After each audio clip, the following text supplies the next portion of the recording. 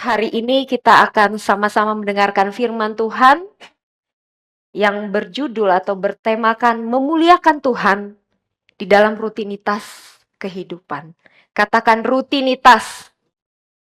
Kita sama-sama baca firman Tuhan yang akan menjadi pengantar firman Tuhan hari ini terambil dari 1 Korintus 10 ayat 31. 1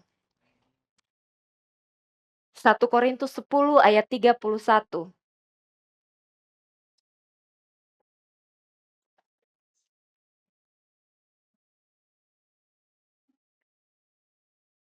1 Korintus 10 ayat 31 yang sudah mendapatkan katakan amin.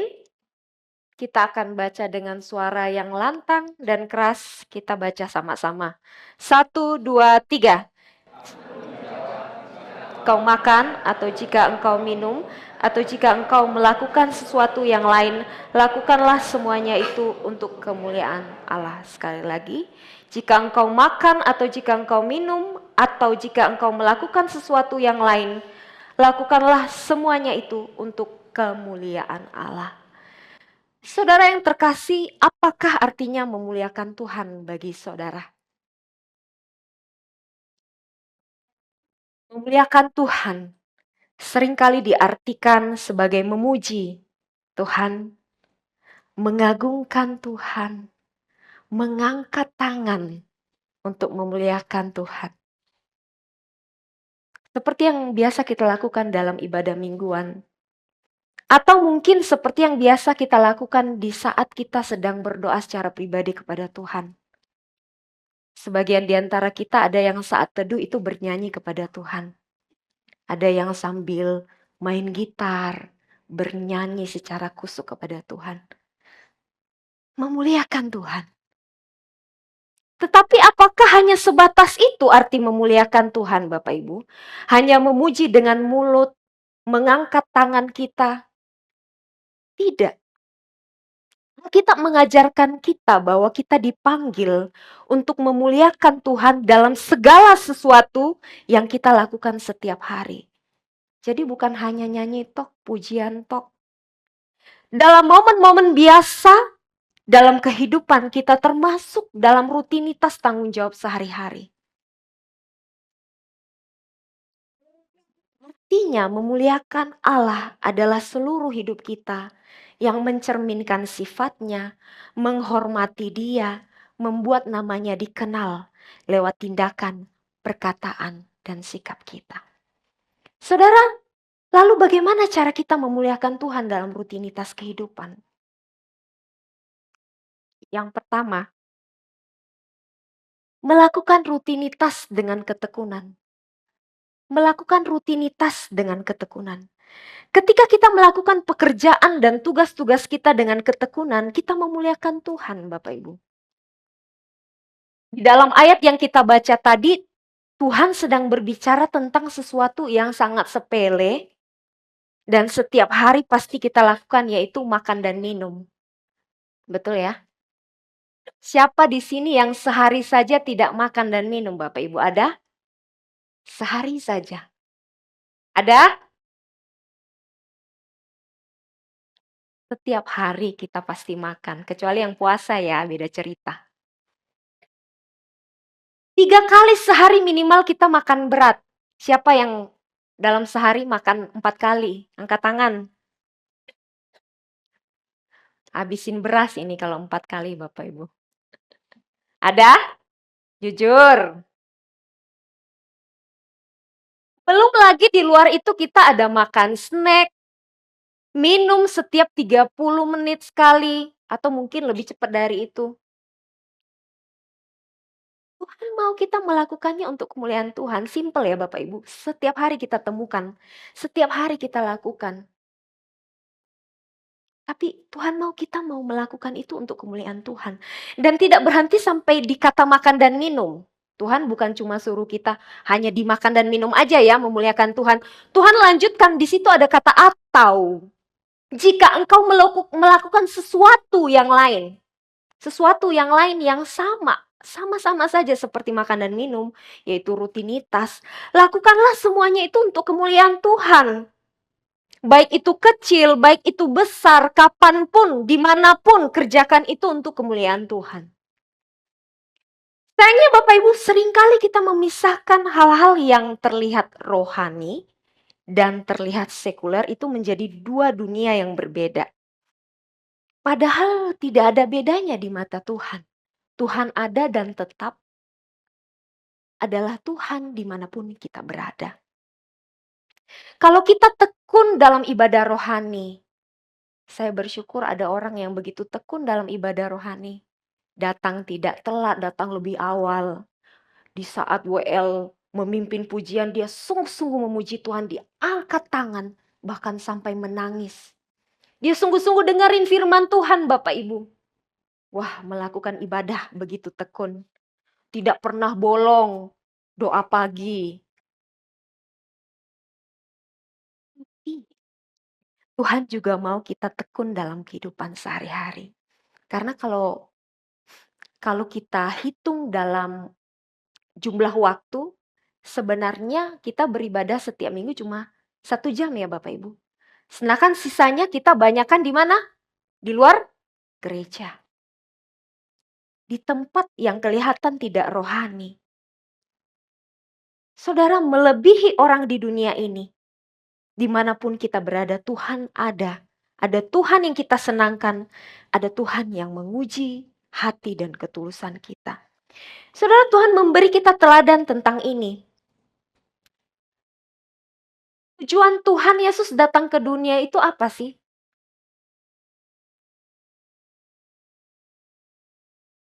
Ya Bapak Ibu, Tuhan Yesus datang ke dunia untuk mati di kayu salib dan menebus setiap dosa-dosa manusia. Betul ya? Betul tidak? Tuhan Yesus datang ke dunia, mati di kayu salib, menebus dosa-dosa setiap manusia. Kerjaan yang sangat rohani. Betul? Sangat rohani.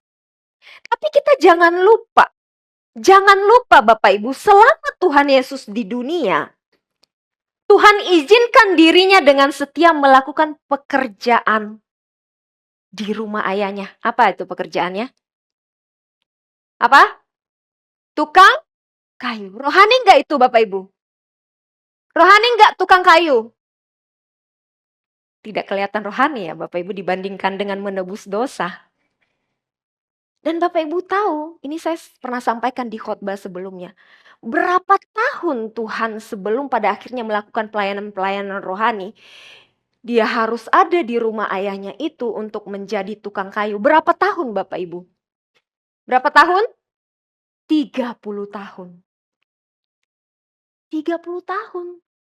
Tuhan di rumah itu untuk menjadi tukang kayu. Sesuatu pekerjaan yang tidak rohani. Kelihatan. Tidak rohani Bapak Ibu. Tetapi Bapak Ibu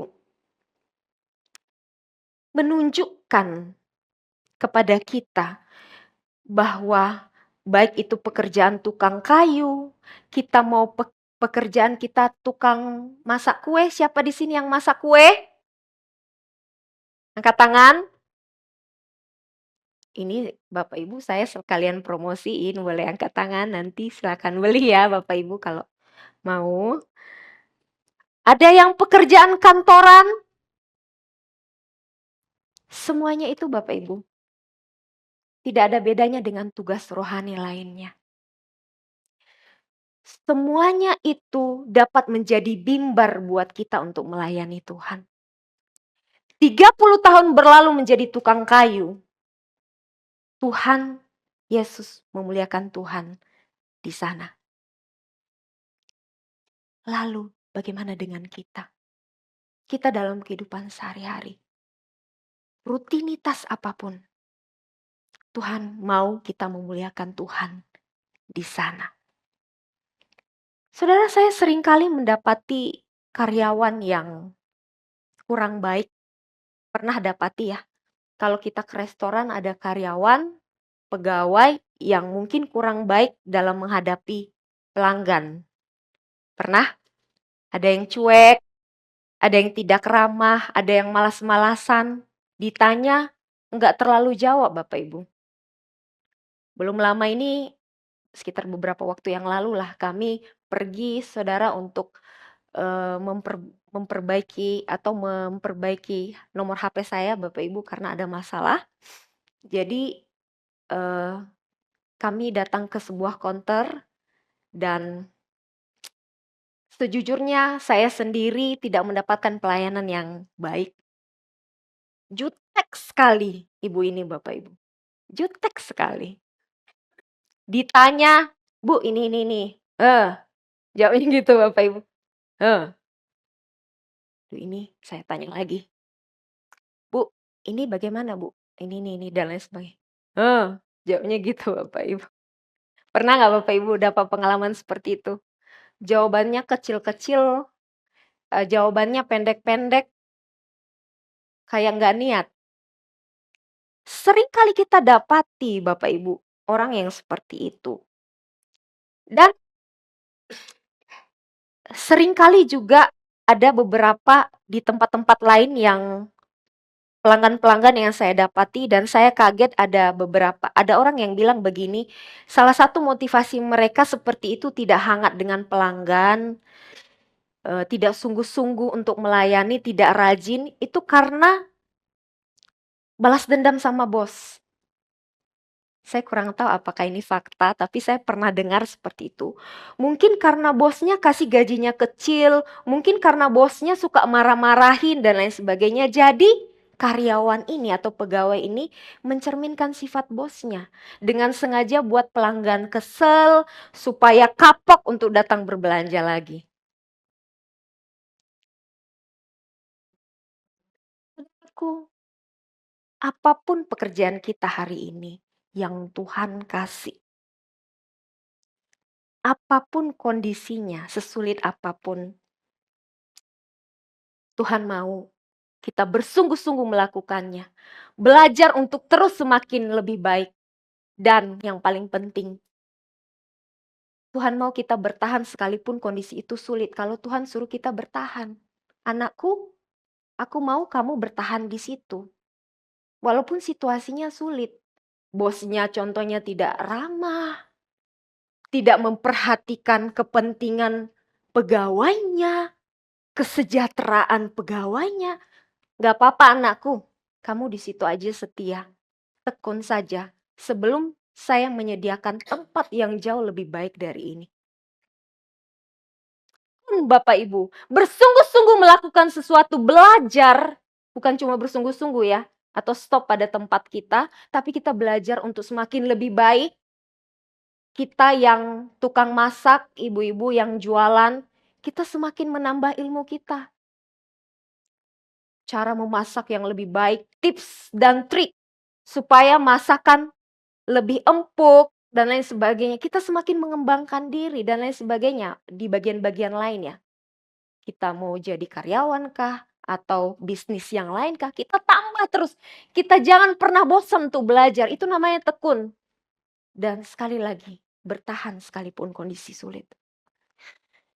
Saudaraku yang terkasih, saya tahu Bapak Ibu bahwa tekun itu tidak selalu menyenangkan. Tekun selalu menyenangkan gak Bapak Ibu? Tidak selalu menyenangkan. Seringkali ketekunan dalam rutinitas buat kita mungkin bosan, mungkin kita kehilangan gairah. Ada loh itu setiap hari di pasar terus, hadapin pasar terus. Sampai butek bosen sendiri Bapak Ibu. Ada begitu. Mungkin kita kehilangan semangat karena itu terus yang dihadapi setiap hari itu terus. Seringkali juga Bapak Ibu kita tidak diapresiasi padahal mungkin kita udah mati-matian lakukan. Udah tekun loh ini, kurang apa lagi loh. Masih aja nggak diapresiasi. Dipuji aja kek. Kasih jempol aja kek. Ya Bapak Ibu. Tidak gampang untuk tekun. Mungkin juga kita udah tekun. Wah, pergi pagi, pulang malam. Tapi hidup gitu-gitu aja, cuan tahu. Hidup gitu-gitu aja, cuan tahu. Tidak selalu tekun itu menyenangkan dan hasilnya harus selalu seperti yang kita harapkan. Tapi Bapak Ibu, inilah cara kita untuk memuliakan Tuhan. Teruslah tekun merawat anak-anak kita, membesarkan anak-anak kita menjadi anak-anak yang takut akan Tuhan, anak-anak yang berprestasi. Terus merawat keluarga kita menjadi keluarga yang harmonis, jangan pernah menyerah. Terus tekun dalam pekerjaan kita, dalam karir kita, apapun yang kita miliki hari-hari ini. Saya tidak sebutkan rutinitas apapun. Mau kita tekun. Karena saya percaya Bapak Ibu. Saya baca Ibrani 10 ayat 36. Firman Tuhan berkata seperti ini. Sebab kamu memerlukan ketekunan, supaya sesudah kamu melakukan kehendak Allah, kamu memperoleh apa yang dijanjikan itu. Saya sangat percaya Bapak Ibu bahwa ketika kita melakukannya dengan tekun dan seperti untuk Tuhan, Tuhan yang setia itu akan selalu memperhatikan ketulusan kita. Katakan amin. Katakan di situ, sesudah kamu melakukan kehendak Tuhan, kamu akan memperoleh apa yang dijanjikan itu. Setiap ketekunan kita nggak bakalan sia-sia. Saya percaya Bapak Ibu bahwa sikap kita yang tekun pasti mendatangkan berkat dalam hidup kita. Amin.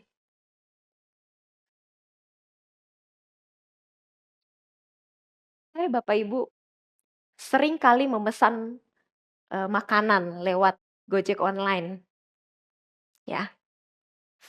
Biasanya kalau pesan lewat Gojek online ini bapaknya itu suka WA. Udah benar belum pesanannya? Posisinya udah tepat belum? Lain sebagainya. Kirim secara online ke rumah. Dan saya beberapa kali kasih tip. Saya kurang tahu ya, di aplikasinya itu bisa sekarang kasih tip. Ada 5.000, 10.000, 15.000. Tahu ya Bapak Ibu ya? Tahu nggak ya Bapak Ibu? Saya berulang kali kasih tip kepada mamang Gojeknya. Bukan karena saya semata-mata kasihan lihat bapaknya. Tahu nggak kenapa Bapak Ibu? Karena saya lihat bapak ini tekun sekali. Lihat kita waktu datang makanan, Bapak Ibu dia senyum.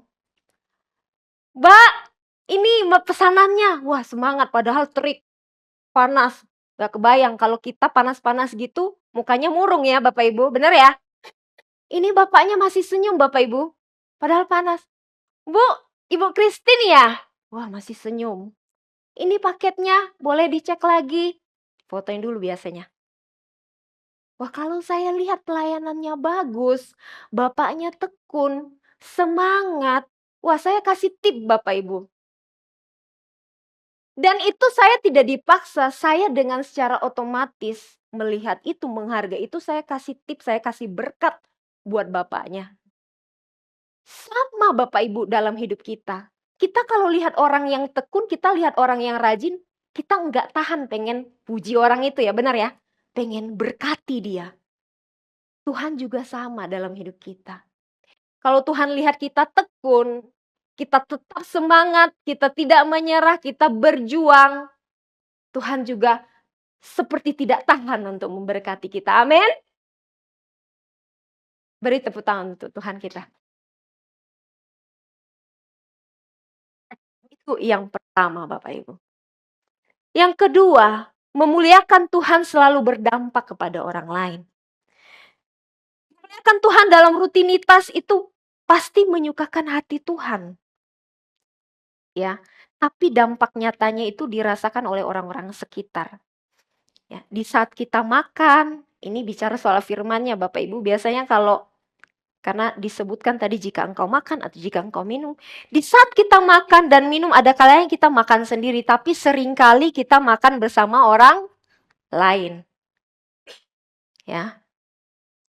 Tentu saja cara makan kita, sikap kita, pilihan kita Bapak Ibu yang memuliakan Tuhan itu dialami pertama kali oleh orang-orang yang makan bersama dengan kita.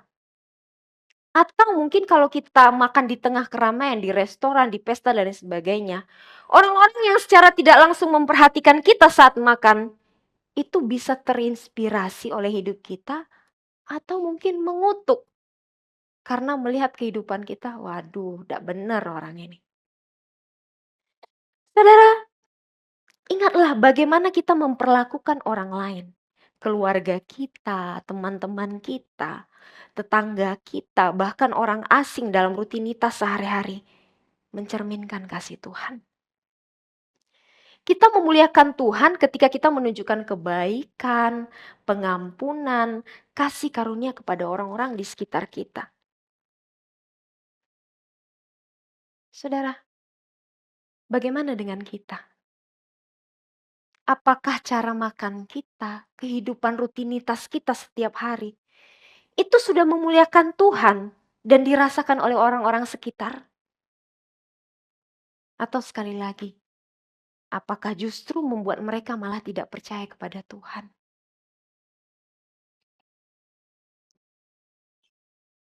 Tapi jangan begini Bapak Ibu.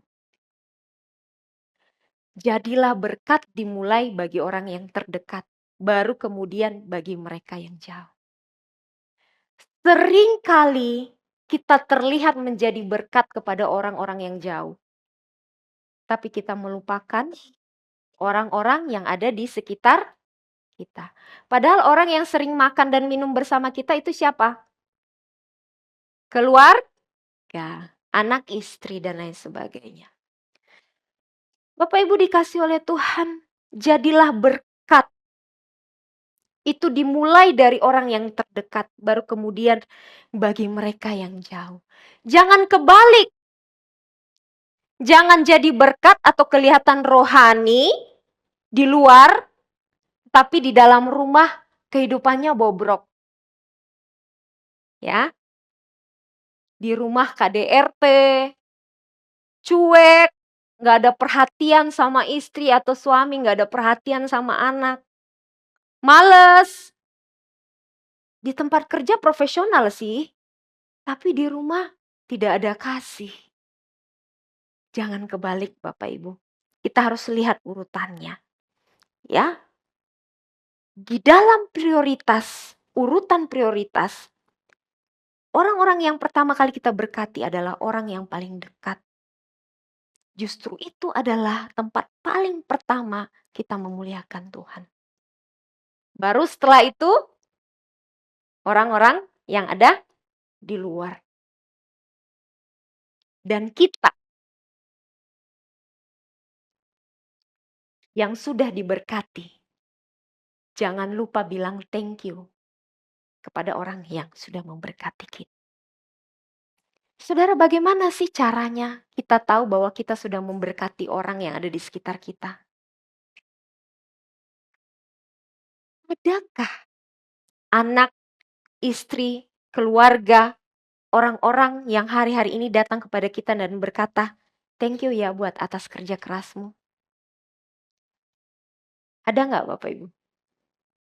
Ada nggak hari-hari ini orang yang datang ke kita, Pak, Bu, terima kasih ya buat kesabarannya. Pak, Bu, terima kasih buat nasihatnya. Terima kasih buat teladan dan cintamu. Aku dikuatkan dan aku semakin memuliakan Tuhan. Adakah hari ini orang-orang yang semakin lebih baik kehidupannya karena terinspirasi dengan kehidupan kita yang memuliakan Tuhan?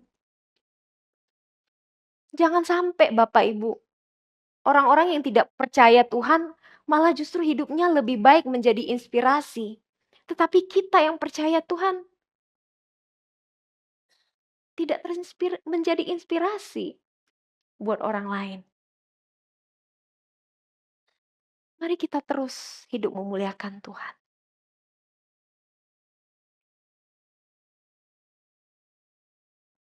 Dan kita juga, seperti saya katakan tadi, belajar kata bilang thank you kepada orang-orang yang sudah jadi berkat buat kita. Valen, Mama udah jadi berkat gak buat hidup kamu? Bilang thank you sama Mama.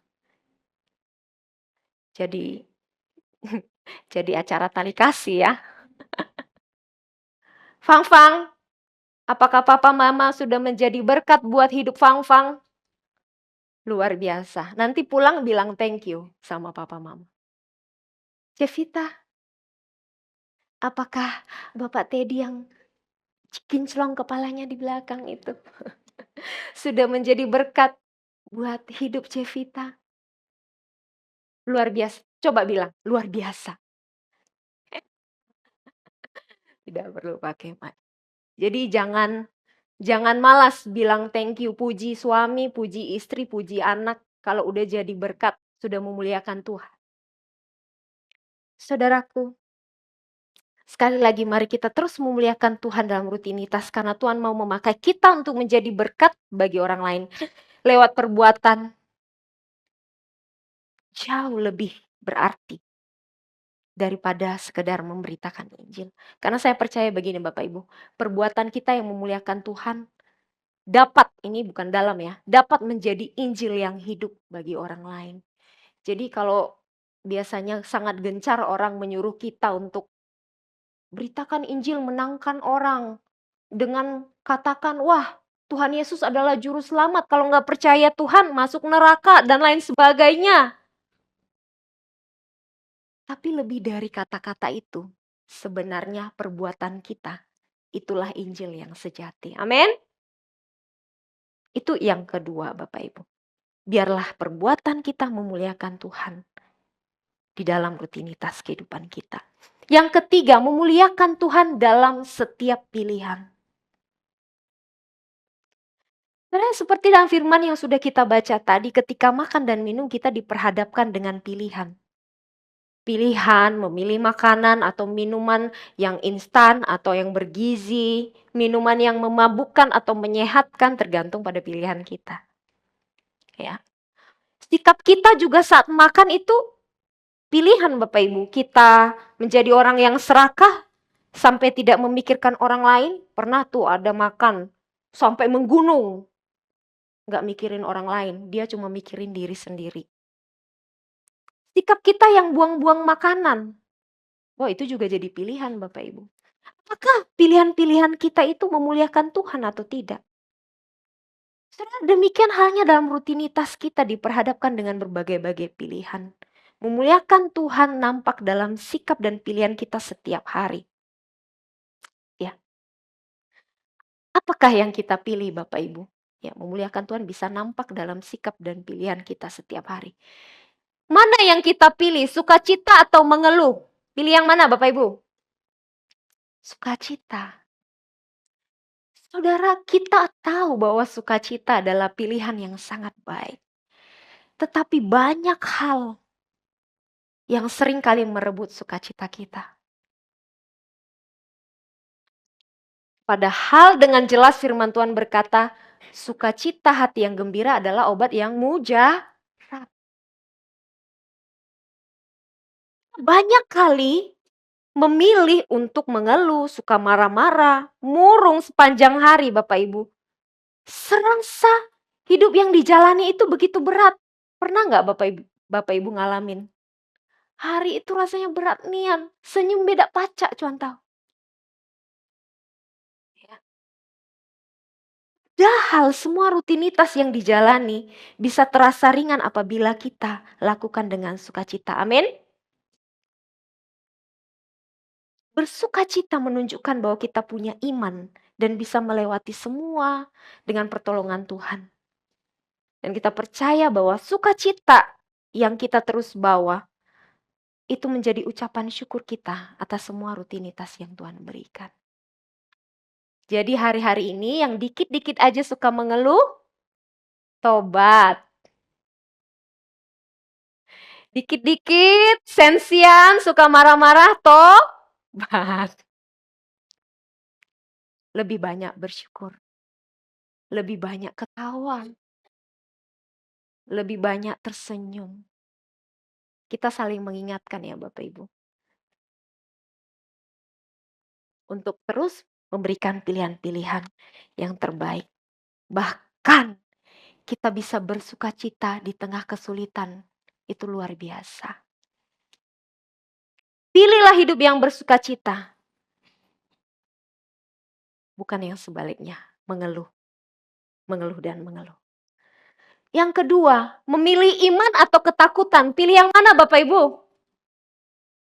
Ada yang pilih ketakutan? Gak ada yang pilih ketakutan, tapi seringkali ketakutan datang sendiri tanpa dion. Siapa sih yang seringkali jadi musuh kita? Pikiran kita sendiri Bapak Ibu. Aduh kita khawatir besok bisa dak ye aku gawe. Ketutupan dak ye ini ye. Anak aku bisa gak ya di sekolah? Mulai itu khawatir. Aduh suami aku kerjaannya bisa gak ya? Khawatir soal hari besok, soal seminggu depan, soal nanti belum kejadian tapi udah khawatir. Pikiran kita mulai khawatir.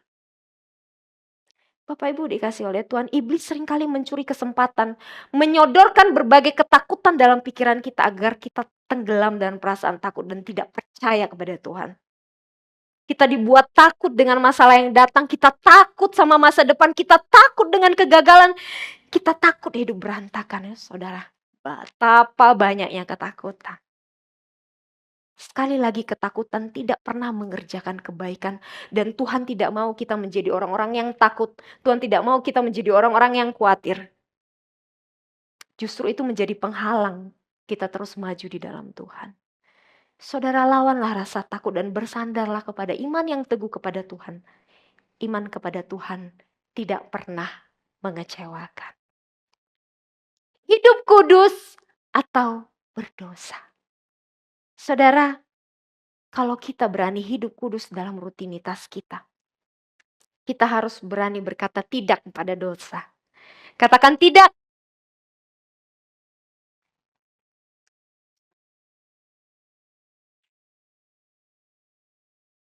Saudara, apapun itu tawarannya, sekalipun itu sangat menggiurkan, tetap katakan tidak kalau itu adalah dosa. Saudaraku jangan pernah terlena dengan keuntungan besar tapi mengorbankan kekudusan Tuhan. Hati-hati ya. Jangan juga kita bergaul kepada orang yang salah, akhirnya kita ikut-ikutan berdosa. Atau mungkin kita, ada orang yang bilang kita, kamu terlalu rohani. Gak apa-apa, buat ini aja. Lakukan ini aja, kita keren-kerenan. Tidak Bapak Ibu. Orang bilang kita cupu, orang bilang kita terlalu rohani, tetap saja.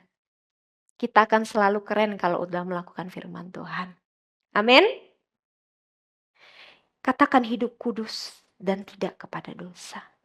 Dan berbagai pilihan-pilihan lain, pilihlah pilihan-pilihan yang memuliakan Tuhan.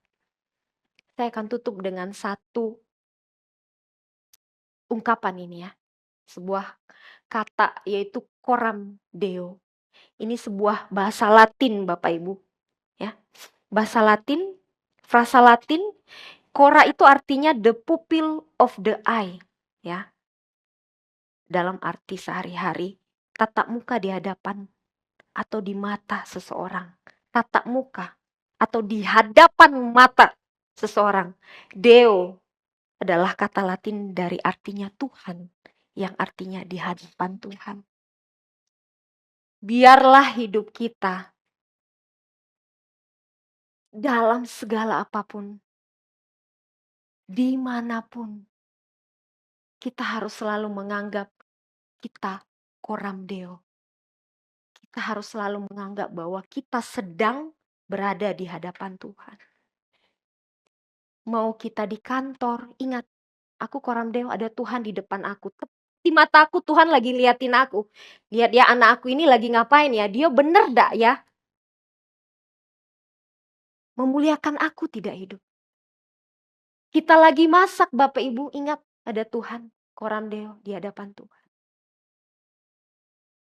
Biarlah kehidupan kita terus seperti tepat di mata Tuhan. Yang mengingatkan kita bahwa segala sesuatu yang kita lakukan, aku ingat, aku sedang memuliakan Tuhan. Satu contoh yang ingin saya berikan hari ini Bapak Ibu. Setiap kali saya khotbah,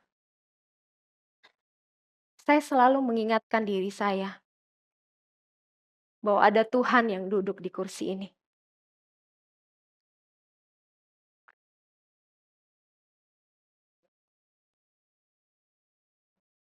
Saya selalu mengingatkan diri saya bahwa saya khotbah pertama-tama itu bukan untuk jemaat,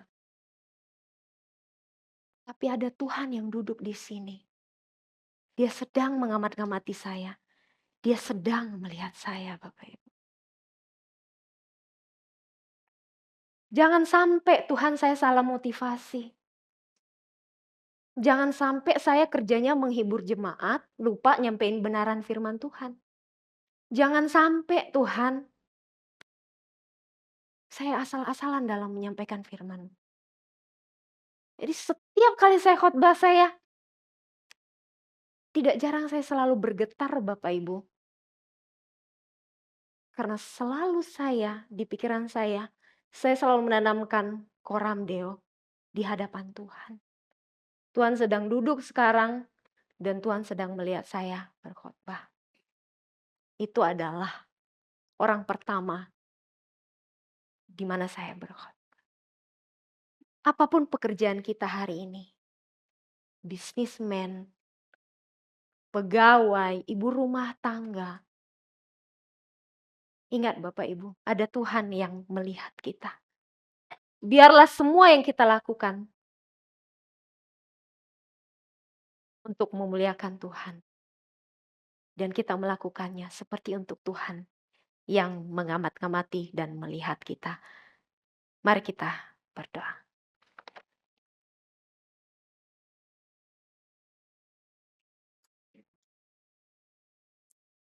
Bapa dalam surga, kami sungguh bersyukur Tuhan untuk firman-Mu. Biar kami Tuhan sungguh-sungguh menjalani rutinitas hidup ini. Dengan hidup memuliakan Tuhan. Biar kami mengingat Tuhan bahwa Engkau begitu dekat. Engkau hadir dalam setiap sisi kehidupan kami. Ketika kami berjalan Engkau ada. Ketika kami tidur Engkau ada Tuhan. Ketika kami melakukan apapun Engkau ada di sana.